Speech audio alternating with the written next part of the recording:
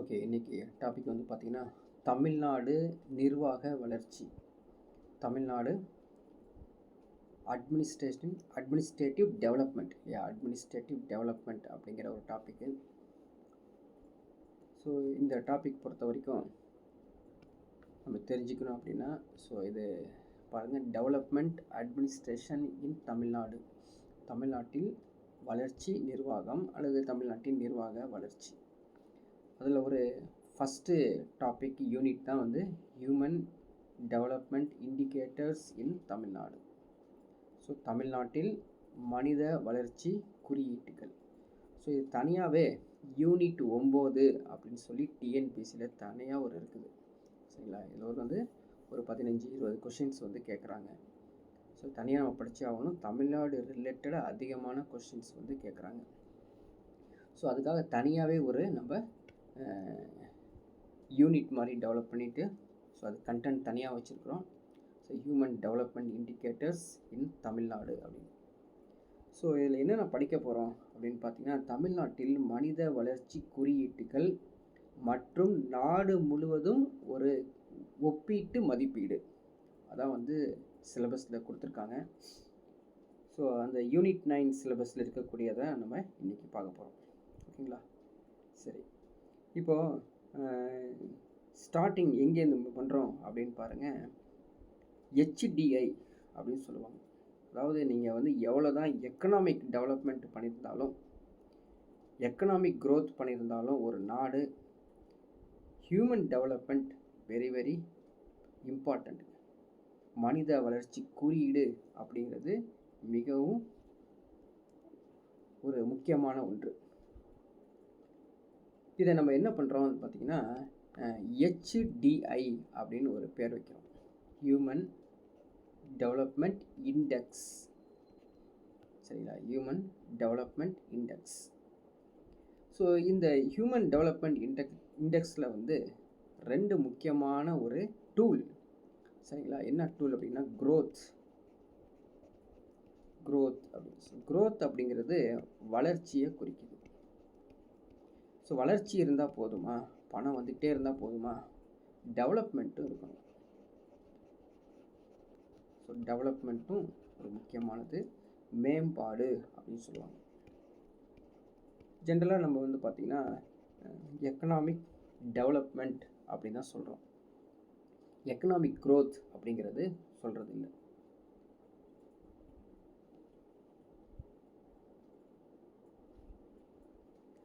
So economic growth, economic development, அதுக்கப்புறம் தான் இருக்கக்கூடியது ஹியூமன் டெவலப்மெண்ட் இண்டெக்ஸ்.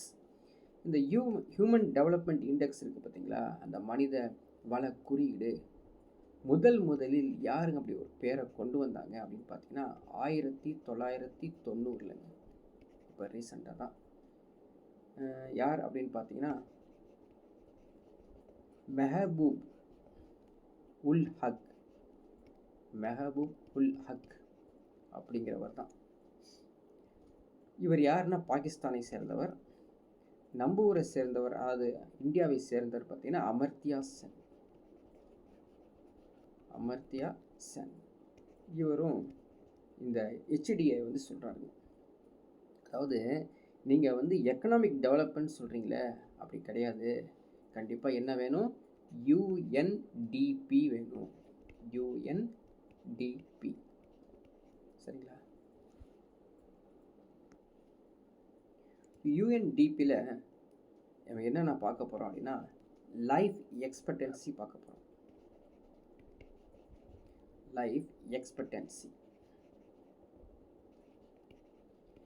லைஃப் எக்ஸ்பெக்டன்சியில் வந்து ஆயுட்கால எதிர்பார்ப்பு, எவ்வளவு நாள் நம்ம வந்து உயிரோடு வாழ்கிறோம், அதான் முக்கியமானது.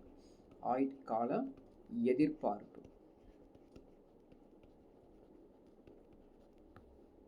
இரண்டாவது வந்து பார்த்திங்கன்னா எஜுகேஷன். ஸோ கல்வி எப்படி இருக்குது அப்படின்னு. மூன்றாவது தான் GDP. சரிங்களா? கிராஸ் டொமஸ்டிக் ப்ராடக்ட் அப்படின்னு சொல்லுவாங்க. மொத்த உள்நாட்டு உற்பத்தி அப்படின்னு பார்க்குறோம்.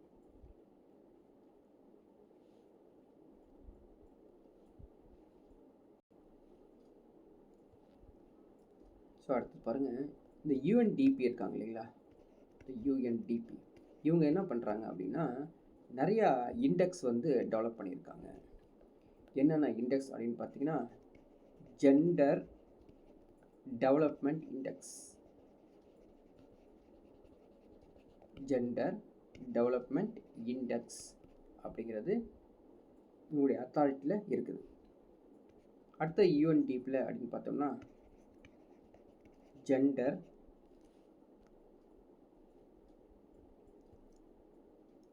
ஜெண்டர் இன்ஈக்வாலிட்டி இண்டெக்ஸ்,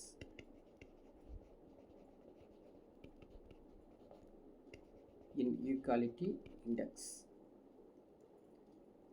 அடுத்த ஒன்று அந்த யூஎன்டிபியோடது இன்ஈக்வாலிட்டி அட்ஜஸ்டட் ஹியூமன் டெவலப்மெண்ட் இண்டெக்ஸ். சரிங்களா? சரி, மாதிரி வரிசையாக சொல்லிக்கிட்டே போகலாம். அடுத்த ஒன்று பார்த்தீங்கன்னா வேர்ல்டு பேங்க், உலக வங்கி என்ன சொல்கிறாங்க அப்படின்னு பார்த்தீங்கன்னா, அவங்களும் ஒரு சில இண்டெக்ஸ்லாம் விடுறாங்க. So ease of doing business,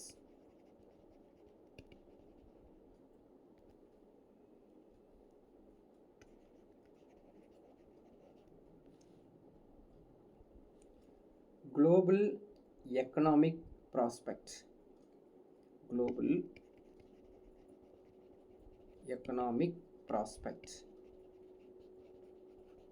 இது வந்து பார்த்தீங்கன்னா ஜிஇபி அப்படின்னு சொல்லுவாங்க. இவங்க வந்து ரிப்போர்ட் கொடுக்குறாங்க வேர்ல்டு பேங்க்கு. இது மாதிரி நிறைய இண்டெக்ஸ் வந்து பேசிக்கலி இருக்குது. ஸோ ஒவ்வொரு இண்டெக்ஸும் ஒவ்வொரு அத்தாரிட்டியோட இருக்குது. ஸோ இது வந்து நெட்டில் சர்ச் பண்ணி பார்த்தீங்கன்னா நிறைய இண்டெக்ஸ் வந்துகிட்டே இருக்கும். சரிங்களா? ரைட். இப்போ என்ன பண்ணுறாங்க, நம்ம இந்தியாவில் நித்தி ஆயோக்கு ஒரு கணக்கீடு எடுக்கிறாங்க. இது கேள்விப்பட்டிருப்பீங்க. நித்தி ஆயோக்குன்னு ஒன்று இருக்காங்க, அவங்க தான் மெயின். அவங்க என்ன பண்ணுறாங்கன்னா இண்டெக்ஸு வெளியிடுறாங்க. இண்டெக்ஸ் அப்படிங்கிறது குறியீடுங்க. அவங்க இண்டெக்ஸஸ் வந்து வெளியே விடுறாங்க. அந்த இண்டெக்ஸஸ் வெளியே விடும்போது என்னென்ன கொடுக்குறாங்க அப்படின்னு பார்க்கலாம். அதாவது இண்டெக்ஸ் பொறுத்த வரைக்கும் எக்ஸ்போர்ட் ப்ரிப்பேர்ட்னஸ்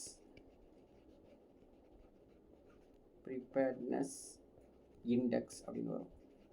ஸோ இந்த இண்டெக்ஸ் வந்து 2022 விட்டுருக்காங்க. இதில் வந்து தமிழ்நாடு முதல் இடத்துல இருக்குது, ஃபஸ்ட்டு ரேங்கில் இருக்குது. ஸோ ஒவ்வொரு ரேங்காக ஒவ்வொரு இடத்துலையும் வரும். அடுத்தது இவங்களே விடுறாங்க state energy efficiency. So efficiency index இதில் வந்து தமிழ்நாடும் முதல் இடத்துல வந்துடுது. அது நித்தி ஆயோக் விட்டுருக்காங்க. ஸோ இந்த டாபிக் பொறுத்த வரைக்கும் உங்களுக்கு புரிய ஆரம்பிச்சிருக்கும். ஏன்னா ஸ்டார்டிங் சொன்னால் உங்களுக்கு புரியாது. இது என்ன புரியுது அப்படின்னு பார்த்தீங்கன்னா, இது எல்லாமே கடந்த கால நிகழ்வுகளை பற்றி சொல்லிட்டு வரோம். கடந்த கால நிகழ்வுகள் பற்றி சொல்லிட்டு வரேன், புரியுதுங்களா? ஆனால் இந்த ஹெச்டியை பொறுத்த வரைக்கும் நீங்கள் வந்து news papers, news channels, reading magazines update பண்ணிக்கிட்டே வரணும். தற்பொழுது நிலவரங்கள் சேஞ்ச் ஆகிட்டே இருக்கும் அப்படிங்கிறது மறந்துடாதீங்க. அதனால தான் ஃபஸ்ட் அது சொல்லாமல் இப்போ கொடுக்கக்கூடிய டேட்டா எல்லாமே வந்து பழைய டேட்டா 2022 அப்படின்னு கொடுத்து, இப்போ 23, 24, 25க்கு என்ன அப்படிங்கிறத வந்து நம்ம புக்கு எதுவுமே வராது. மேகசின்ஸ் தான் படிக்கணும். சரிங்களா? மாத இதழ்கள் வருதுங்களா, மாத இதழ்கள், அந்த இதழ்கள் பார்க்க தான் நம்ம வந்து இப்போ தற்போது என்ன நிலைமை அப்படிங்கிறது நம்ம பார்க்க முடியும். இப்போது நம்ம வந்து பார்த்திங்கன்னா ஹெச்டிஏ இருக்குது பார்த்தீங்களா, அந்த ஹியூமன் டெவலப்மெண்ட் இண்டெக்ஸு 2022 எப்படி இருக்குது அப்படிங்கிறத நம்ம சொல்ல போகிறோம். சரிங்களா? அதுக்கான நம்ம டேட்டா தான் கிடச்சிருக்குது. நீங்கள் என்ன பண்ணணும்னா கண்டிப்பாக தற்போது உள்ள டேட்டாவை நீங்கள் எடுத்துக்கணும். சரி, இப்போ இந்தியா எப்படி இருக்காங்க, இந்தியா எந்த ரேங்க்கில் இருக்காங்கன்னா, ஸோ 132, 191 191 நாடுகளில் 132வது இடத்துல தான் இந்த ஹியூமன் டெவலப்மெண்ட் இண்டெக்ஸ் இருக்கும். சரிங்களா?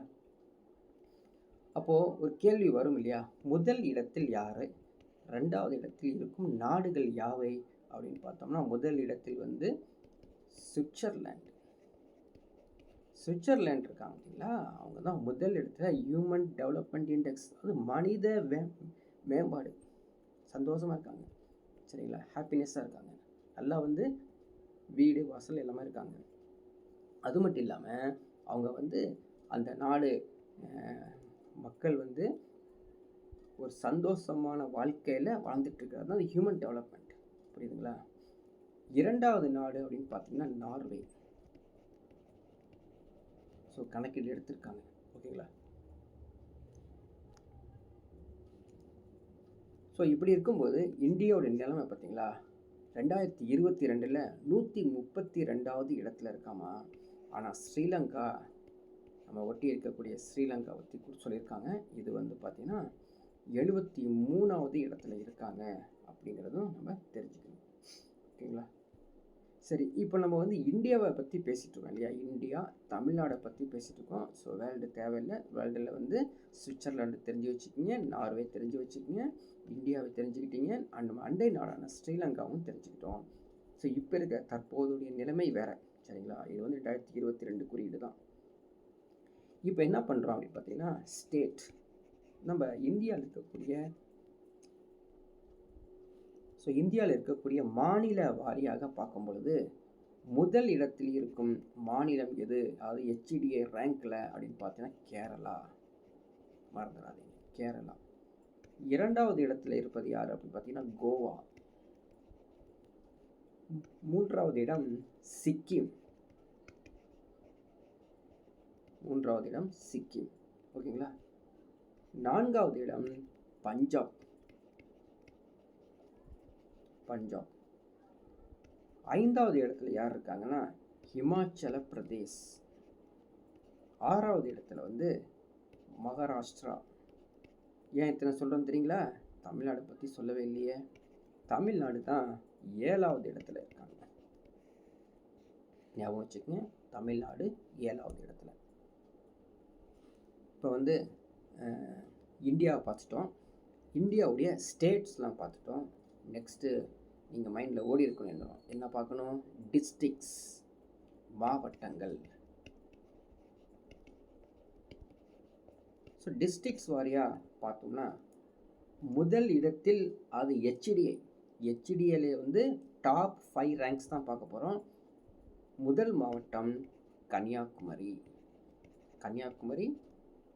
ஃபஸ்ட்டு ரேங்கில் இருக்காங்க. ஸோ கன்னியாகுமரி டாப் 1 ரேங்கில் இருக்காங்க. எவ்வளோ பாயிண்ட்ஸ்னால் 0.944. ஸோ 0.944 அப்படின்ட்டாங்க. ஸோ 2வது இடம் விருதுநகர் 2வது இடத்துல இருக்காங்களாமா. இவங்க வந்து 0.855 தொடர்ந்து தூத்துக்குடி, சென்னை, காஞ்சிபுரம் அப்படியே வரிசையாக 5 மாவட்டங்களை வந்து பார்க்கணும். ஸோ டாப் 5 டிஸ்ட்ரிக்ஸ் HDI அப்படிங்கிற ரேங்க்கு பார்த்துருக்கோம். இதே போல் நம்ம என்ன பார்க்கணும் அப்படின்னா, டாப் 5 பார்த்துருக்கோம் இல்லையா, மோசமான ஊர், HDIயில் ரொம்ப ரொம்ப மோசமான ஊர் அப்படின்னு பார்க்கலாம். ஸோ HDIயில் மோசமான ஊர் அப்படின்னு பார்த்தீங்கன்னா அரியலூர். சரிங்களா? அரியலூர் வந்து இருக்கிறதுலே வந்து ஒரு மோசமான ஊராக இருக்குது. 0.282, அதாவது 32வது கடைசி இடத்துல இருக்கிறது அரியலூர். முதல் இடத்தில் இருப்பது கன்னியாகுமரி. சரிங்களா? இதில் ஹியூமன் டெவலப்மெண்ட் இண்டிகேட்டர்ஸ். ஓகேங்களா? ஸோ அடுத்த ஒன்று நம்ம பார்க்க போகிறது சோஷியல்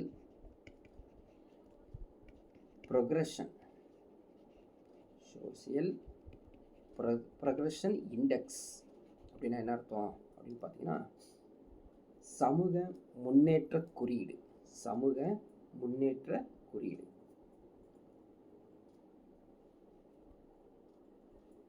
முன்னேற்ற குறியீடை யார் கொடுக்குறாங்க தெரியுங்களா?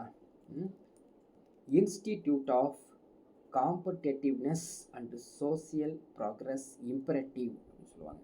அதாவது போட்டித்திறன், சரிங்களா, போட்டித்திறன் மற்றும் சமூக முன்னேற்றம் அப்படிங்கிற ஒரு நிறுவனம் தான் இது தொகுத்து வழங்குறாங்க.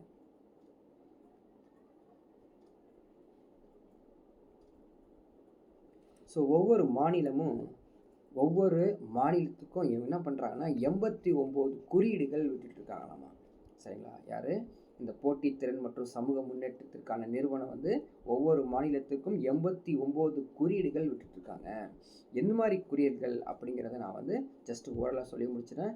ஸோ ஊட்டச்சத்து மற்றும் அடிப்படை, மருத்துவ பராமரிப்பு, அடிப்படை அறிவு, தனிப்பட்ட உரிமை, நீர் மற்றும் சுகாதாரம், தகவல் மற்றும் தொடர்பு, தனிப்பட்ட சுதந்திரம், தங்குமிடம், உடல் நலம், ஆரோக்கியம், கல்வி, இப்படி தொடர்ந்து இத்தனை பேராமீட்டர்ஸ் வச்சுக்கிட்டு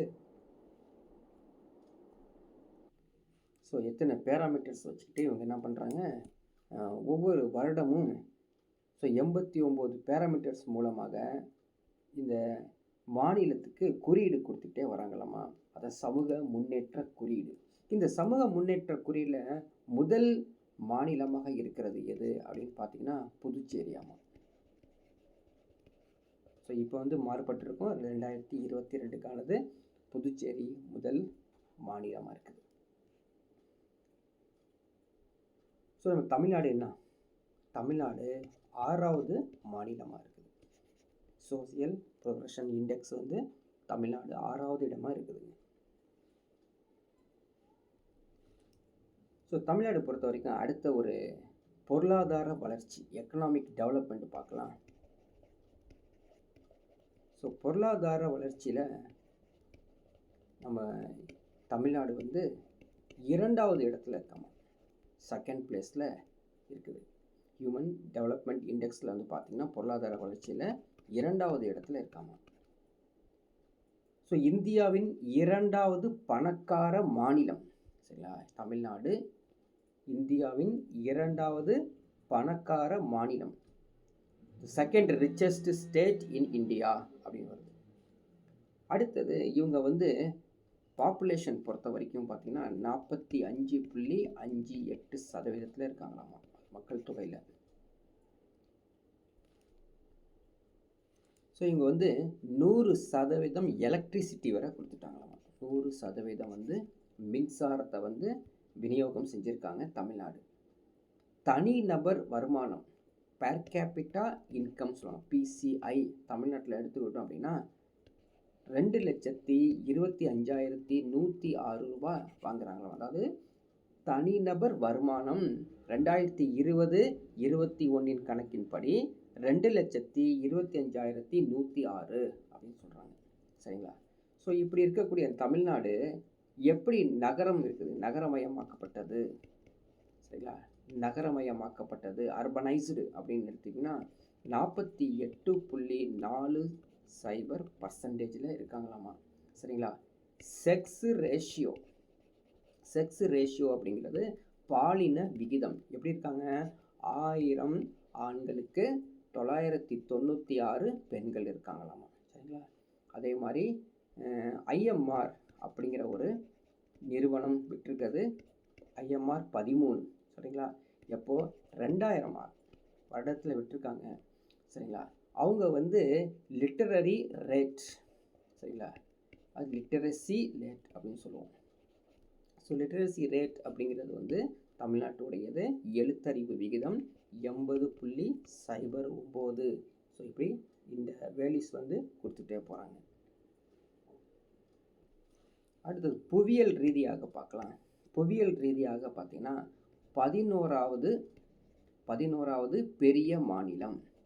சரியா, புவியியல் ரீதியாக பெரிய மாநிலம் அப்படின்னு சொல்லணும்னா இந்த தமிழ்நாடு வந்து 11வது இடத்துல இருக்குது. மக்கள் தொகை, சரிங்களா, மக்கள் தொகையில் வந்து 8வது இடத்துல இருக்குதுங்க. மக்கள் தொகையில் வந்து 8வது பெரிய மாநிலம் அப்படின்னு சொல்லலாம். சரிங்களா, பொருளாதாரத்தில் நம்ம ஏற்கனவே பார்த்துட்டு வந்தோம், 2வது இடத்துல இருக்குது. பொருளாதாரத்தில் இருக்கக்கூடிய 2வது பெரிய மாநிலம் அப்படின்னா இந்த தமிழ்நாடு அப்படின்னு சொல்லலாம். சரிங்களா? அடுத்தது இந்தியாவில் பாருங்கள், எல்லாம் வந்து எல்லாம் முக்கியமானது. இந்தியாவில் வந்து சுகாதார நகரம் என்று அழைக்கப்படுவது எது? இந்தியாவின் சுகாதார நகரம் அப்படின்னா சுகாதார தலைநகரம் கூட சொல்லலாம். தலைநகரம் அப்படின்னா சென்னை. புரியுதுங்களா? ஸோ கொஸ்டின் எங்கே எடுத்தாங்கன்னா, the health capital of India Chennai. சரிங்களா? அதே மாதிரி சென்னையை வந்து நம்ம சொல்லியிருக்கோம் இல்லையா, கேள்விப்பட்டிருப்போம். Detroit of India. இந்தியாவுடைய டெட்ராய் என்று அழைக்கப்படுவது சென்னை. ஏன்னு கேட்டிங்கன்னா ஆட்டோமொபைல் இண்டஸ்ட்ரீஸ் வந்து அதிகமாக இருக்குது. அதே மாதிரி தமிழ்நாடு வந்து ஒரு சிறந்த சுற்றுலா துறையில் இருக்குது. தனியாக ஒரு அமைச்சகம் வச்சுருக்காங்க. வெளிநாட்டு சுற்றுலா பயணிகள்லாம் வந்து இங்கே தமிழ்நாட்டுக்கு வந்து போயிட்டுருக்காங்க அப்படிங்கிறத நம்ம தெரிஞ்சுக்கணும். சரி, தமிழ்நாட்டுக்கு வேறு என்ன இன்ஃபர்மேஷன்ஸ் அப்படின்னா சொல்லிக்கிட்டே போகலாம். சரிங்களா? சிபின்னு கோயம்புத்தூர். ஸோ கோயம்புத்தூரை நம்ம என்ன சொல்கிறோம்? மான்செஸ்டர். சரிங்களா? மான்செஸ்டர்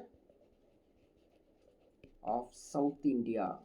தென்னிந்தியாவின் மான்செஸ்டர் என்று அழைக்கப்படுவது தமிழ்நாட்டில் இருக்கக்கூடிய கோயம்புத்தூர் அப்படின்னு பார்க்கலாம்.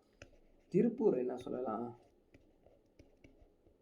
திருப்பூர் அப்படிங்கிறது டாலர் நகரம் என்று அழைக்கப்படுவது திருப்பூர் மாவட்டம். சிவகாசி. ஸோ சிவகாசி என்னவென்று அழைக்கிறாங்க? குட்டி ஜப்பான். ஸோ இதெல்லாம் வந்து கொஞ்சம் ஞாபகம் வச்சுக்கணும், கேட்பாங்க எங்கேயாவது. குட்டி ஜப்பான். அதே மாதிரி சென்னையை வந்து ஏற்கனவே சொல்லியிருக்கோம் இல்லையா, என்ன சொல்லியிருக்கோம்? ஸோ சென்னையை வந்து டெட்ராய் ஆஃப் இந்தியா அப்படின்னு சொல்லியிருக்கோம். இன்னொரு நேம் பார்த்துங்க, இந்தியாவின் வங்கி தலைநகரம் என்று அழைக்கப்படுவது சென்னை. சரிங்களா? The banking capital of India. சரிங்களா? கோயம்புத்தூருக்கு இன்னொரு பேர் இருக்குது. என்னது? பொறியியல் நகரம். ஸோ அந்த ஒரே ஒரு டிஸ்ட்ரிக்ட் எப்படி பேர் இருக்குங்கிறது ஞாபகம் வச்சுக்கணும். பொறியியல் நகரம். So engineering city. ஸோ கோயம்புத்தூருக்கு இன்னொரு பெயர் பம்ப் சிட்டி. ஸோ பம்ப் சிட்டினாலும் கோயம்புத்தூர், பொறியியல் நகரம்னாலும் கோயம்புத்தூர். So Manchester of South India அப்படின்னு சொன்னாலும் கோயம்புத்தூரை குறிக்குது. சரிங்களா? ஸோ அடுத்த ஒரு இன்ஃபர்மேஷன் அப்படின்னா, இவங்களது வந்து தமிழ்நாடு ஸ்டேட்டில் human development report 2017 விட்டுருக்காங்களாமா. HDI report வந்து தமிழ்நாட்டுக்கு 2017 விட்டுருக்காங்களாமா. அவங்க என்ன சொல்கிறாங்க அப்படின்னா, தமிழ்நாட்டில் பாப்புலேஷன் மக்கள் தொகை வந்து 72.14 மில்லியன் அப்படின்னு சொல்லியிருக்காங்களாமா. இவங்க வந்து ஒரு 2001லேருந்து 2011. ஸோ இதோடைய வளர்ச்சி விகிதம் அப்படின்னு சொல்கிறாங்க தமிழ்நாடு பொறுத்த வரைக்கும் 15.6%. சரிங்களா?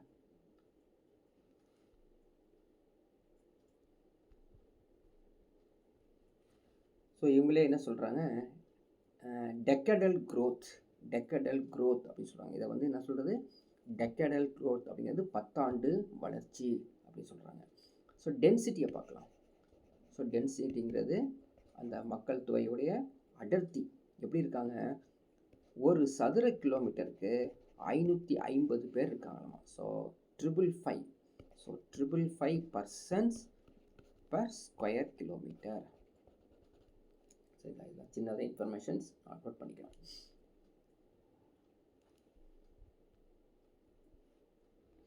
ஸோ அடுத்த ஒரு இன்ஃபர்மேஷன் அப்படின்னு எடுத்துக்கிட்டோம்னா, GII அப்படின்னு சொல்லுவோம். GII அப்படின்னா ஜெண்டர் இன்ஈக்வாலிட்டி இண்டெக்ஸ், பாலின சமத்துவமின்மை குறியீடு. இதில் முதல்ல இருக்கக்கூடிய அந்த மாவட்டம் வந்து பார்த்திங்கன்னா நீலகிரி. ஸோ நீலகிரி வந்து 0.036 அப்படிங்கிற ஒரு இண்டெக்ஸில் முதல் இடத்துல இருக்குதாமா. ஸோ கடைசி இடத்துல இருக்கக்கூடாது உங்களுக்கு தெரியும், அரியலூர். எல்லாத்துலேயும் அரியலூர் தான் இருக்கும். அரியலூர் வந்து 0.118 அப்படின்னு 32வது இடத்துல இருக்குது.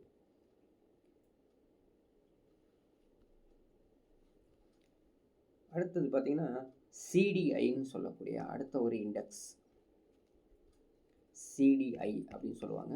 அடுத்த ஒரு இண்டெக்ஸு இது வந்து பார்த்திங்கன்னா குழந்தை வளர்ச்சி குறியீடு, சைல்டு டெவலப்மெண்ட் இண்டெக்ஸ். ஸோ இதில் வந்து கன்னியாகுமரி.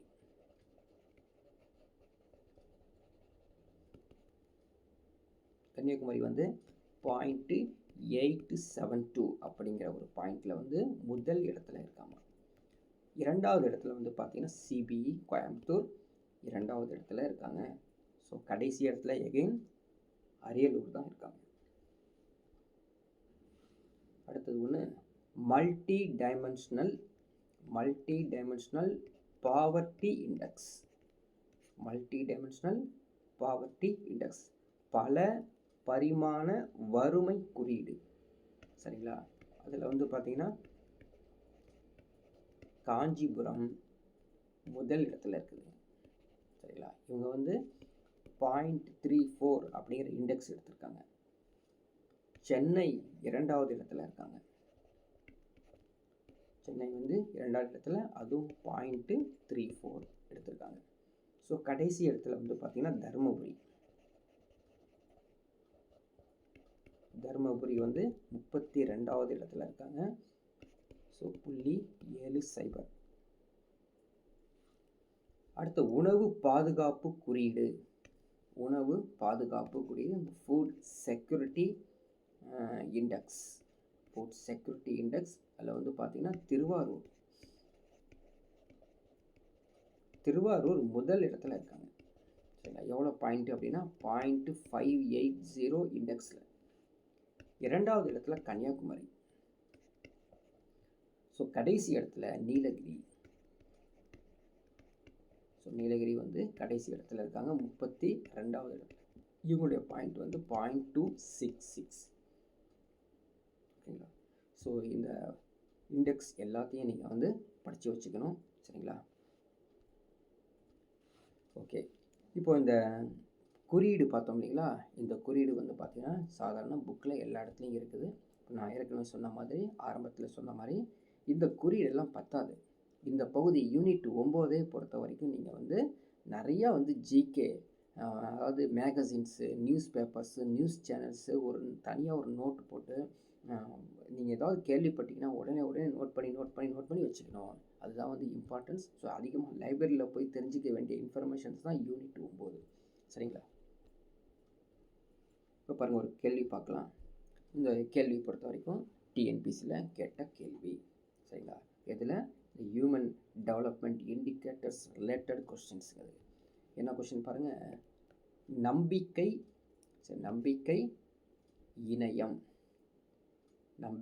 இணையம் of a Tamil Nadu government project.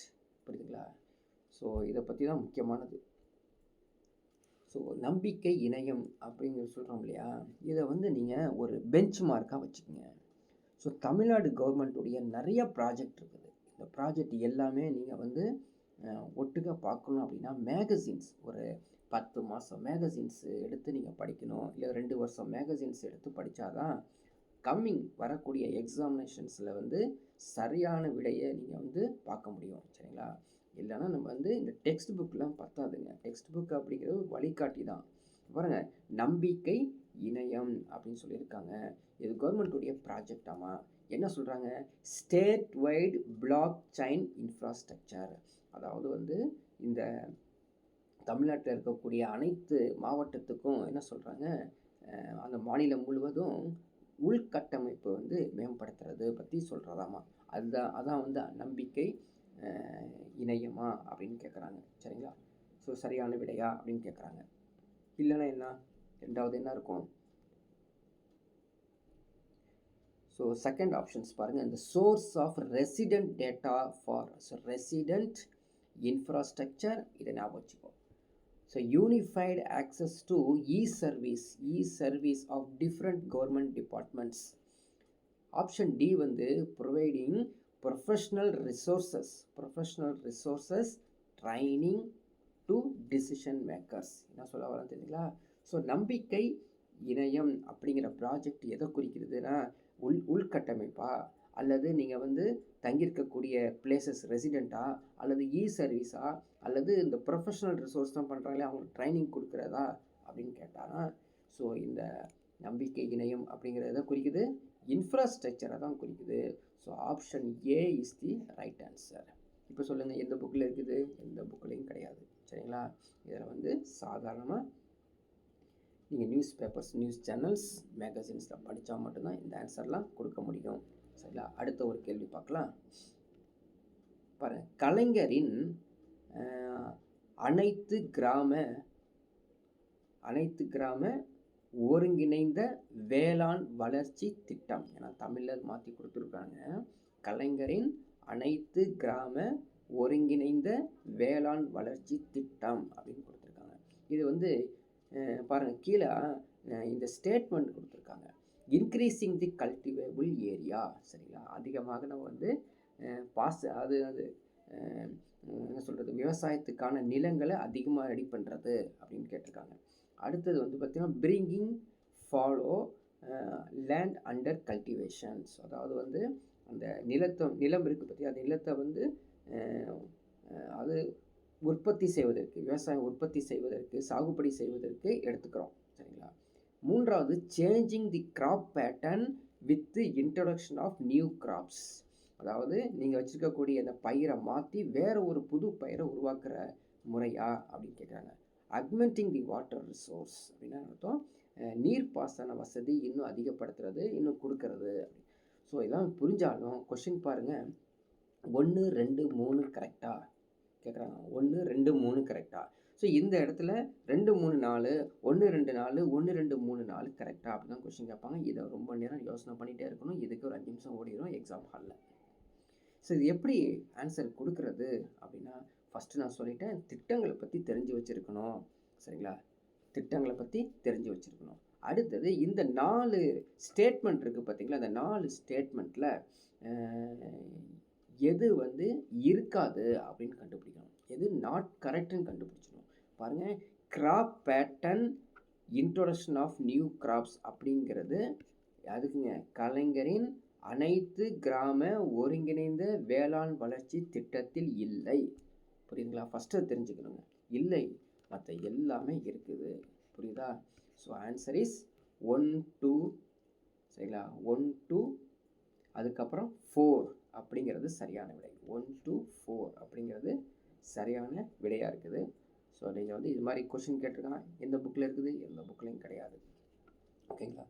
So அடுத்த ஒரு கேள்வி பார்க்கலாம். Which of the following statements are true in respect of doctor Muthulakshmi Reddy? சரிங்களா? முத்துலட்சுமி ரெட்டியை வந்து நீங்கள் படித்து வச்சுருக்கணும்.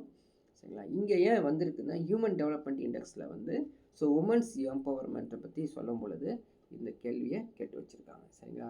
பார்க்கலாமா என்ன ஆன்சர் வரும் அப்படிங்கிறது பாருங்கள். ஸ்டேட்மெண்ட் என்ன சொல்லியிருக்கான், இவங்க எப்படின்னா the first woman in India to get degree in medicine. சரிங்களா? அதாவது இந்தியாவிலேயே வந்து முதல்ல இந்த எம்பிபிஎஸ் படித்த ஒரு லேடி டாக்டர் அப்படின்னா இவங்க தான் அப்படிங்கிறது பார்த்தீங்கன்னா கண்டிப்பாக இல்லைன்னு தெரிஞ்சுக்கணும். ஏன் இல்லைன்னு தெரிஞ்சுக்கணும், எப்போ தெரிஞ்சுக்கிறோன்னா இவங்களை பற்றி படித்து வச்சுருந்தா மட்டும்தான். இவங்கன்னா நான் தமிழ்நாட்டுக்கு தான். இவங்க வந்து ஆக்சுவலி வந்து பார்த்தீங்கன்னா உமன் லெஜிஸ்லேட்டர் இன் பிரிட்டிஷ் இந்தியாங்கிறது தான் உண்மையானது. சரிங்களா? டாக்டர் அப்படிங்கிறது வந்து எம்பிபிஎஸ் டாக்டர் தான். ஆனால் வந்து லெஜிஸ்லேட்டர்லாம் இவங்க வந்து ஃபஸ்ட்டு இந்தியாவிலேயே. ஆனால் இந்தியாவிலே ஃபஸ்ட்டு உமன் டாக்டர் அப்படிங்கிறது இவங்களுக்கு இல்லவே இல்லை அந்த பட்டம். சரிங்களா? அது ஃபஸ்ட்டு தெரிஞ்சுக்கணும். She was the first female student to be admitted in the Maharaja college. அது உண்மை. மகாராஜா காலேஜில் இவங்க தான் வந்து ஃபஸ்ட்டு ஃபீமேலாக என்ட்ரி ஆகிறாங்க. லெஜிஸ்லேட்டிவ் கவுன்சிலிங்கில் இவங்க தான் ஃபஸ்ட்டு. சரிங்களா? ஆனால் வந்து இந்தியாவில் வந்து மெடிசின் படித்த முதல் பெண்மணி அப்படிங்கிறது இவங்களுக்கு டைட்டில் கிடையாது. ஸோ ஆப்ஷன்ஸ் வந்து பார்த்திங்கன்னா என்னவா இருக்குதுங்க. So 2, 3, 4 is the right answer. இது மாதிரி நீங்கள் செக்ரிகேட் பண்ண தெரியணும். ஒருத்தரை பற்றி இது இப்போ எக்ஸாம்பிள் என்ன பண்ணுறோம், சார் டாக்டர் முத்துலட்சுமி ரெட்டியை பற்றி கேட்டாங்கன்னா உடனே டாக்டர் முத்துலட்சுமி போய் ஓடி போய் படிக்கக்கூடாது. இப்படி தான் படிக்கணும். ஒவ்வொருத்தரையும் இப்படி படித்து வச்சுக்கிட்டீங்க அப்படின்னா அவங்க இப்படி கொஷின்ஸ் கேட்கும்போது நம்ம ஆன்சர் கொடுக்க தயாராகிடுவோம் அப்படின்னு சொல்கிறோம். ஓகேங்களா? ஸோ அடுத்த ஒரு கேள்வி, ஒரு பொறுத்துக கேட்டிருப்பாங்க பாருங்களேன், அருமையாக இருக்கும் பொறுத்துக. 1997, 98, 2006, 2009க்கு அப்படின்னு கொடுத்துட்டு என்னென்ன கொடுத்துங்க, அனைத்து கிராம அண்ணா மறுமலர்ச்சி திட்டம், வருமுன் காப்போம் திட்டம், சமத்துவபுரம், நமக்கு நாமே திட்டம். ஸோ வந்து அடுத்தடுத்து தமிழ்நாடு அட்மினிஸ்ட்ரேட்டிவ் டெவலப்மெண்ட்டில் இது கண்டிப்பாக படிப்போங்க. ஸோ அதில் வந்து எந்தெந்த இயர் அப்படிங்கிறது படிப்போம். அதில் இப்போயே வந்து கொஸ்டின்ஸ் வந்து கொடுத்துருக்காங்க. சரி பார்க்கலாங்களா? முதல்ல ஏ அப்படிங்கிறது எதை குறித்து, 1997 என்ன ஆரம்பித்தாங்க ஃபஸ்ட்டு அப்படின்னு பார்க்கலாம். சமத்துவபுரம் தான் ஆரம்பித்தாங்க. ஸோ என்ன சொல்கிறாங்க, ஏ அப்படிங்கிறது எதை குறிக்குது, சமத்துவபுரம் ஆரம்பித்தாங்களா? ஆமாம், எஸ், சமத்துவபுரம் ஆரம்பிச்சிருக்காங்க. புரியுதுங்களா? 1997 சமத்துவபுரம் ஞாபகம் வச்சுக்கணும். அடுத்து 98 என்ன ஆரம்பித்தாங்க? இல்லை, 98 தான் நமக்கு நாமே திட்டம். 98 நமக்கு நாமே திட்டம். ஸோ பி வந்து 4வது. ஸோ ஆப்ஷன்ஸ் என்னங்க வருது பாருங்கள், 7 நெருங்கிட்டு இருக்குது. ஸோ 2006 அப்படின்னு எடுத்துக்கிட்டிங்கன்னா, ஸோ 2006 அப்படிங்கிறது வந்து வருமுன் காப்போம் திட்டம். ஸோ 2006 வருமுன் காப்போம் திட்டம். ஸோ 2009 அனைத்து கிராம அண்ணா மறுமலர்ச்சி திட்டம் அப்படிங்கிறது. ஸோ ஆப்ஷன்ஸ் வந்து 7 வருது. ஸோ இதில் ஏதாவது தவறுகள் இருந்துச்சு அப்படின்னா நீங்கள் நெட்லேயும் சர்ச் பண்ணி கன்ஃபார்மாக கண்டுபிடிச்சி வச்சுக்கோங்க. ஸோ எதுக்கு இந்த கொஸ்டின் நம்ம இன்ட்ரடியூஸ் பண்ணியிருக்கோம் அப்படின்னா, இது போல் கேள்விகள் கேட்குறான் பாருங்கள், match the following. So time line chart வந்து very very very very important. So இதில் ரிலேட்டடாக ஒரு கொஷின்ஸ் கேட்டே தீருவான் அப்படின்னு சொல்கிறதுக்காக தான் ஒன்று கொடுத்துருக்கோம். இது ப்ரீவியஸ் இயர் கொஸ்டின்ஸு டிஎன்பிசியில் கேட்டது. ஸோ கடைசியாக ஒரு கேள்வி பார்க்கலாம். Match the following the name related to. So அந்த பேரை சொன்னால் அவங்கள சொல்லிடுவீங்க அப்படிங்கிறாங்க. ஸோ யார் அந்த பேர் அப்படின்னு பார்க்கலாம். சுவாமி சகாஜானந்தா. சுவாமி சகாஜானந்தா. சுவாமி சகாஜானந்தா யாருங்க அப்படின்னு பார்த்தீங்கன்னா, அவர் தான் வந்து நந்தனார் கல்வி கழகம். நந்தனார் கல்வி கழகம். சுவாமி சகாஜானந்தா நந்தனார் கல்வி கழகம். ஸோ ஆப்ஷன் எது வருது, ஸ்டார்டிங்கே 3. பாருங்கள், ஒன்றே ஒன்று தெரிஞ்சாலே போதுங்க, சரியான ஒன்று தெரிஞ்சாலே போதும், ஆன்சர் கொடுக்கலாம். ஸோ இது ஒன்று கூட நம்ம தெரியாமல் இருக்குமே, அதுதான் அது கஷ்டமான விஷயம். எம்சி ராஜா. எம்சி ராஜா எதை குறிக்குது? So oppressed Hindus. ஸோ இண்டியூஸை வந்து ஒப்ரஸ்டு பண்ணக்கூடிய MC Raja. So option B வந்து 1 குறிக்குது. பண்டிட் அயோத்திய தாஸ். பண்டிட் அயோத்திய தாஸ் அப்படிங்கிறது தமிழன். வீரசலிங்கம், சரிங்களா, அது வந்து வீடியோஸ் ஹோம். ஸோ இது மாதிரி கேள்விகள்லாம் கேட்குறாங்க. நீங்கள் வந்து இதோடைய டீட்டெயில்ஸ் எல்லாமே அடுத்தடுத்த நம்ம தமிழ்நாடு நிர்வாக வளர்ச்சியில் பார்ப்போம்.